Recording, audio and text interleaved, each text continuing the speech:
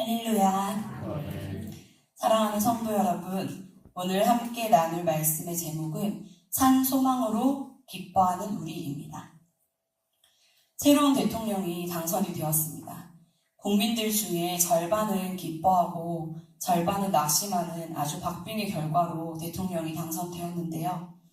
우리 믿는 성도들은 이제부터 정말 더 기도하며 나라의 지도자가 하나님을 두려워하고 국민들을 사랑하기를, 정직과 성실로 이 나라를 이끌어가기를 끊임없이 기도해야 한다고 믿습니다. 이 선거의 결과가 부디 기독교를 탄압하고 여러 가지 하나님 앞에서의 악법을 행하지 않게 되기를, 또 하나님의 창조 질서 다스림이 이 땅 가운데 임하게 되기를 간절히 기도할 수 있는 저와 여러분이 되시기를 소원합니다. 오늘 아침 우리에게 주시는 하나님의 말씀은 고난과 혼란의 시대를 살아가는 우리에게 참된 위로와 소망을 줍니다.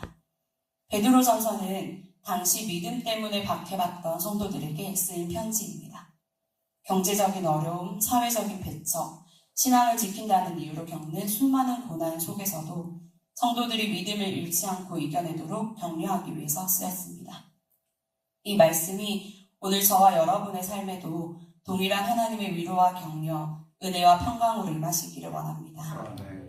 이 편지를 받은 성도들은 어떻게 고난 속에서도 믿음을 지킬 수 있었을까요? 오늘 본문은 분명하게 말합니다. 그들에게 산 소망이 있었기 때문입니다. 다시 말해 그들은 하늘나라에 두는 소망, 죽은 것이 아니라 살아있는 소망이 있었기 때문에 이겨낼 수 있었습니다. 그 산 소망은 어디로부터 온 것일까요? 바로 부활로 말미암아 거듭난 산 소망입니다.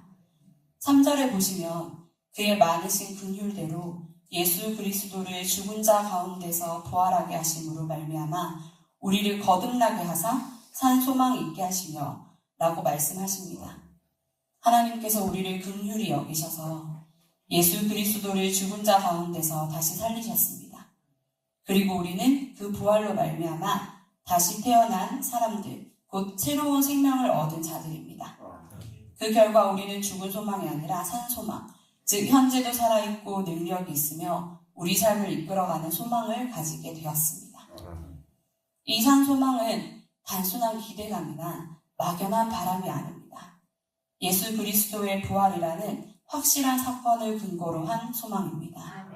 그렇기 때문에 이 소망은 흔들리지 않으며 우리의 현재를 넉넉히 이기게 하고 미래를 향해 담대히 나아가게 합니다. 4절은 이 산 소망이 어디를 향하고 있는지를 알려줍니다. 썩지 않고 더럽지 않고 쇠하지 아니하는 유업을 잊게 하시나니 곧 너희를 위하여 하늘에 간직하신 것이라. 우리는 언젠간 하늘에서 받을 유업, 곧 영원한 하나님 나라의 기업을 상속받을 자들입니다. 이 유업은 세상의 재산처럼 사라지거나 썩거나 도둑맞지 않습니다. 이것이 바로 우리에게 주어진 확실한 미래입니다. 세상의 소망은 늘 조건적이고 불확실합니다. 건강도, 명예도, 재물도 하루아침에 무너질 수 있습니다. 어떤 것 하나도 영원을 약속할 수 없습니다. 그러니 우리가 의지하고 붙잡고 살아갈 것이 아무것도 없습니다. 우리의 힘으로 세상의 소망을 바라보며 살아가게 된다면 우리의 삶이 얼마나 더 어렵고 힘들어질 것인지 우리는 쉽게 생각해 볼 수 있습니다. 그러나 하나님께서 하늘에 간직하신 유업은 절대 변하지 않고 잃어버릴 수 없는 것입니다. 이 땅에서 고난받고 손해보더라도 하늘에서 받게 될 유업이 있기에 우리는 낙심하지 않을 수 있습니다. 하늘에 소망을 두는 사람은 이 땅의 고난에 쉽게 흔들리지 않습니다. 지금 제가 듣고 있는 대학원의 강의 중 기독교 교육과 대안학교라는 과목이 있습니다. 이 과목에서는 한 사람씩 한 가지 대안학교를 조사해 와서 발표를 하는데요.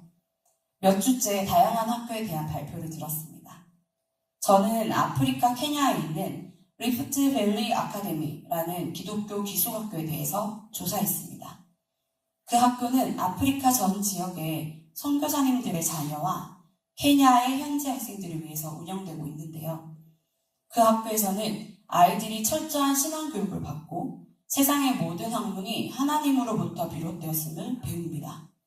하나님께서 창조하신 모든 것을 연구하고 배우는 것이 학문이라고 생각하고 학업에 최선을 다할 뿐 아니라 결국 배움의 목적이 이 땅 위에 하나님의 나라를 세워가는 데 있다고 배우기 때문에 학생들의 대부분이 미국의 유수한 대학에 진학하여 영향력 있는 사람들이 되어 결국은 아프리카로 다시 돌아와 선교사가 되는 비율이 굉장히 높다고 합니다. 제가 조사를 하면서 그 학교를 졸업한 학생들의 인터뷰를 읽어도 보고 영상도 찾아보았더니 눈을 반짝이며 하나님께서 자신들에게 허락하신 모든 환경에 대해 감사하고 하나님께서 기뻐하시는 일에 자신들의 비전을 두고 살아가노라고 이야기하는데 감동적이었습니다. 또 이번에 제 남동생 선교사가 있는 그 미국의 교회에 담임 목사님으로 계시는 선교사님이 계세요. 거기 첫째 딸이 다니고 있는 학교에서 전교 1등을 했대요. 그래서 인터뷰를, 앞에서 졸업 연설을 하는 영상을 저에게 보내주었는데 그 친구가 그런 이야기들을 하더라고요. 자기가 아프리카에서 살아보니 여기에서의 우리의 삶과 너무나도 달랐다. 아침에 눈을 뜨면 모든 아이들이 큰 물동이를 지고 물을 들어가는 것으로부터 하루가 시작되고 우리가 받고 있는 그 에듀케이션, 그 교육을 전혀 받지 못하고 있는 것을 보았다. 자기가 가지고 있는 이 교육적인 환경, 그리고 가정에서의 환경, 그리고 또 친구들과 그 주변 환경들이 얼마나 복되고 감사한 것인지 자기는 너무나 깨닫는 시간들을 보냈다고 이야기를 하더라고요. 그래서 그 모든 것들을 허락하신 하나님께 감사드리며 아주 사소한 것에서도 하나님께 감사드리고 기뻐하는 삶을 살았으면 좋겠다고 이야기하는데 눈물이 나더라고요. 제가 남동생에게 물어봤어요. 그 집은 어떻게 교육을 하길래 애가 그렇게 잘 컸냐. 혹시 미국에서 교육을 받아서 그런 거냐, 아니면 선교사가 되어야 아이가 그렇게 잘 크는 거냐, 제가 이렇게 물어봤거든요.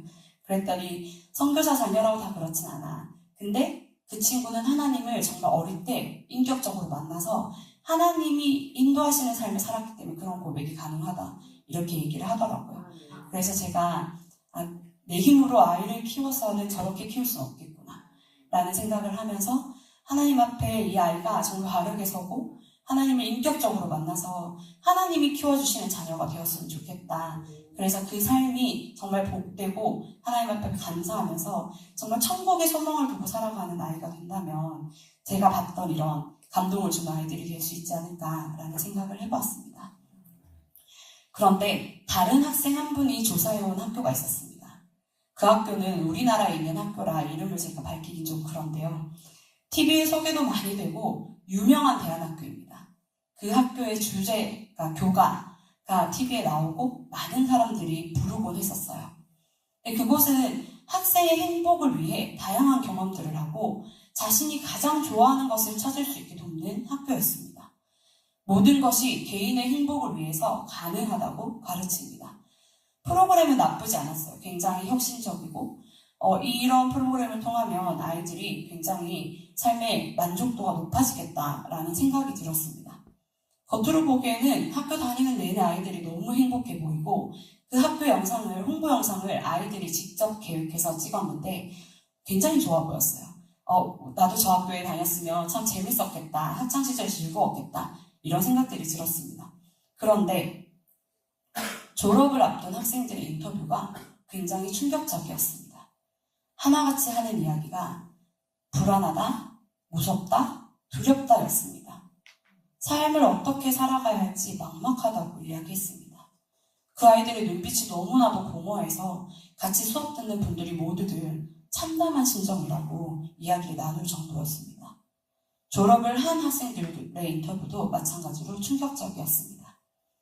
자신들이 무엇을 위해 살아야 할지 몰라서 방황하다가 그냥 어찌저찌 우연히 일하게 된 곳에서 일하고 있다. 이런 식의 인터뷰가 대부분이었습니다.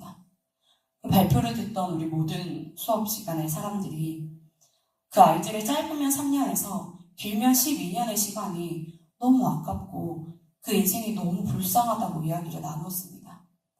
왜 두 학교의 아이들이 이렇게 다를 수밖에 없을까요? 저희가 한참을 이야기해보았는데요. 결론은 그들의 인생에 하나님이 계시는 것과 계시지 않는 것의 차이였습니다. 오늘 말씀에 하늘나라를 향한 산 소망이 있느냐 없느냐의 차이였다고 생각되었습니다. 케냐의 학교에 있는 학생들은 모두 선교사님들의 자녀로 결코 평탄하지 않은 삶을 살아왔습니다. 가난하고 생명의 위협을 받고 외롭고 매일매일이 위태위태한 삶이었습니다. 그러나 그들의 삶은 산 소망이 있고 믿음으로 말미암아 하나님의 능력으로 보호하심을 받는 삶이었습니다. 반면 한국의 그 대안학교는 굉장히 비싼 학비를 대줄 수 있는 아이들의 인생에 큰 투자를 하며 관심을 기울이는 부모님이 있는 아이들이었습니다. 그러나 그 아이들에게는 하나님의 긍휼, 예수님의 부활, 그로 인한 산소망이 없었습니다. 사랑하는 여러분, 우리의 삶에는 고난이 있습니다. 경제적인 어려움, 건강의 문제, 자녀의 문제, 직장의 스트레스, 또 외로움과 불안 등 수많은 시험이 우리를 힘들게 합니다.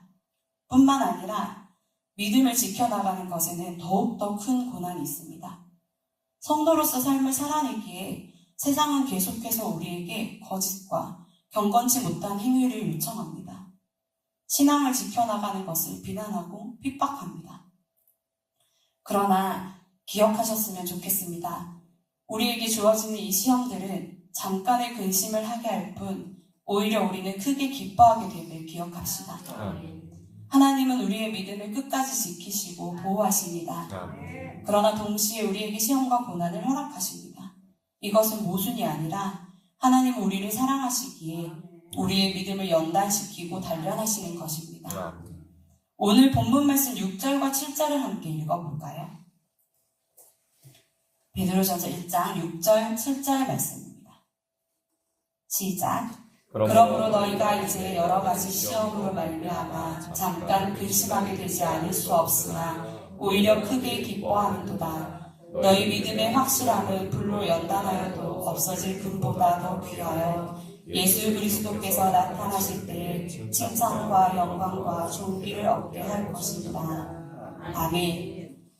그러니 사랑하는 여러분, 하늘나라의 소망을 두고 믿음의 눈으로 장차 받을 영광을 바라보며 오늘의 눈물을 이겨내시기를 소원합니다. 말씀을 마무리하겠습니다. 오늘도 삶의 현실은 녹록치 않을 수 있습니다. 하지만 우리에게는 예수님의 부활로 얻게 된 산 소망이 있습니다. 하나님께서 준비하신 하늘의 유업이 있습니다. 하나님은 우리의 믿음을 지키시고 고난 속에서도 우리를 보호하고 계십니다. 그러므로 고난 중에도 찬송하며 낙심 중에도 산 소망을 붙들고 나아가는 저와 여러분이 되시기를 소원합니다. 잠시의 근심을 통해 더 순결한 믿음으로 나아갑시다. 그리고 끝까지 견디는 자에게 약속하신 하늘의 유업을 소망으로 품고 믿음으로 오늘을 살아가는 저와 여러분이 되시기를 기도합니다. 8절과 9절의 말씀처럼 보지 못해도 예수님을 사랑하고 믿어 말할 수 없는 영광스러운 즐거움으로 기뻐하며 믿음의 결국 곧 영혼의 구원을 받는 저와 여러분이 되시기를 소원합니다. 기도하시겠습니다.